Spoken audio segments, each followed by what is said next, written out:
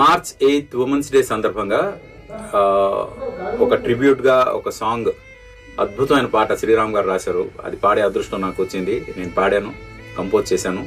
And మొత్తం మహిళలందరికీ అంకితం చేసిన ఈ పాట మీ అందరి కోసం రిలీజ్ చేస్తున్నాం. Please listen to it.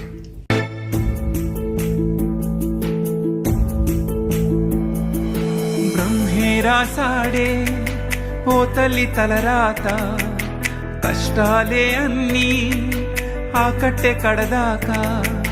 పుట్టుక పేరు ఆడబిడ్డ, పిలుపే మారదు బొందలో పడ్డ. పుట్టి నింట కారాల పట్టివే,